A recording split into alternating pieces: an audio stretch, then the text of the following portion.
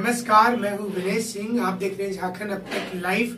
और आपको बता दें कि कई व्यूअर ने बड़ी संख्या में हम तक कमेंट कर रखा है कि पारा शिक्षकों को आखिर क्या मिला। तो चलिए आज हम सारी कमेंट का जवाब देंगे कि पारा शिक्षक को वास्तव में कुछ मिला या फिर सरकार द्वारा एक रणनीति में सारे पारा शिक्षक ट्रैप कर गए। क्या सच है? पारा शिक्षकों की ओर से सवाल नंबर 1, अधिकांश लोगों ने ये पूछा है कि जब हड़ताल चल रहा था तो अचानक आनन फानन में हड़ताल क्यों तोड़ दिया गया। इसका उत्तर अभी तक अष्टमंगल कमेटी के किसी भी सदस्य ने नहीं दिया है। आप साथ ही साथ स्क्रीन पर तस्वीरें भी देख रहे हैं जिसमें साफ साफ हम आपको कई सवाल पूछने के बाद भी अभी तक पारा शिक्षकों के लिए किसी भी जो स्टेटमेंट है, जो क्वेश्चन है, इसका जवाब देने के लिए अष्टमंगल कमेटी नहीं आए हैं। हालांकि कुछ ही देर के बाद उन्होंने कहा है कि वो हमारे साथ लाइव कार्यक्रम में आएंगे और हम आपकी ओर से सारे सवाल पूछेंगे। आपके अंदर पास भी अगर कोई सवाल हो तो आप हमारे चैनल को कमेंट कर सकते हैं। सवाल नंबर 2, अगर हड़ताल तोड़ना ही था और इसमें किसी प्रकार की बढ़ोतरी नहीं होनी थी, पहले से तय था, तो पहली बार प्रधानमंत्री जी जब झारखंड के दौरे पर थे उस समय हड़ताल क्यों नहीं तोड़ा गया? उस समय क्यों कहा गया कि हड़ताल अभी जारी रहेगा और फिर बाद में आखिर क्यों साइन कर लिया गया? सवाल नंबर 3, जब पहली बार नीरा यादव जी के साथ बातचीत हुई थी, अभी जब हड़ताल टूटा था उस दिन की बात कर रहे हैं, तो पहली बार जब केबिन से बाहर निकले थे अष्टमंगल कमेटी के लोग, तो उन्होंने ये क्यों कहा कि हड़ताल विफल हो गया है?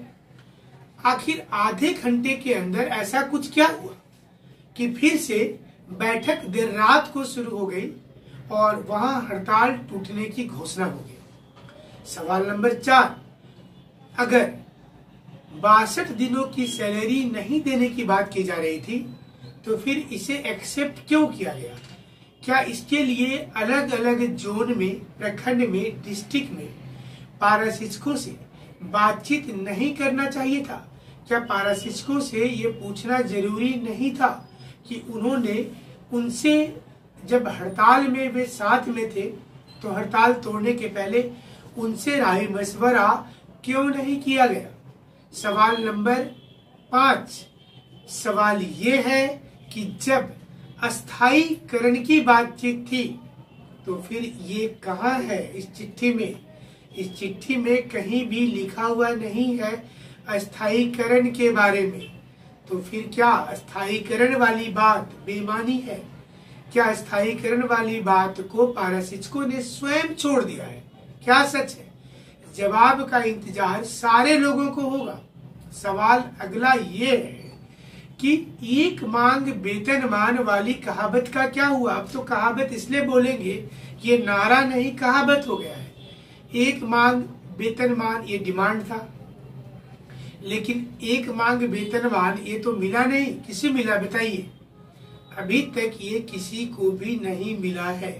तो ये भी चीजें अब लग रहा है कि बेकार हो गई हैं।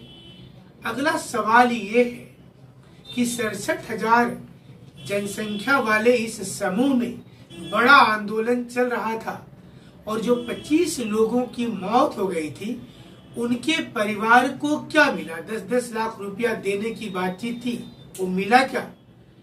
सवाल अगला ये है कि जिनके घर में मौत हुई थी, आप कंचन दास का ही मामला ले लीजिए, उनके घर में कोई भी सरकारी पदाधिकारी या मंत्री नहीं पहुंचे हैं। ये क्या बताता है कि सरकार जीत गई और पारा शिक्षकों का आंदोलन हार गया है। हालांकि पारा शिक्षक के नेता अभी भी यह कह रहे हैं कि 90 दिनों का बाद में वो कोई आंदोलन करेंगे, लेकिन कौन सा आंदोलन करेंगे? पारा शिक्षकों के ऊपर अष्टमंगल कमेटी का भरोसा, यानी कि अष्टमंगल कमेटी के ऊपर पारा शिक्षकों का भरोसा हो पाएगा क्या? और क्या अब आगे से वो बैठक बुलाएंगे तो सारे लोग उसमें शामिल होंगे या फिर 90 दिनों के अंदर सारे पारा शिक्षक पूरी चीजों को भूल जाएंगे, फिर नई कवायद करेंगे, नया आंदोलन करेंगे, नई बिसात बैठेगी, नया शतरंज होगा। क्या कुछ होगा ये 90 दिनों के बाद पता चलेगा। लेकिन हम आपके साथ लगातार बने रहेंगे झारखंड अब तक न्यूज पर। आप इसी प्रकार से हमारे साथ जुड़े रहिएगा। जुड़ने के लिए आपका बहुत बहुत शुक्रिया।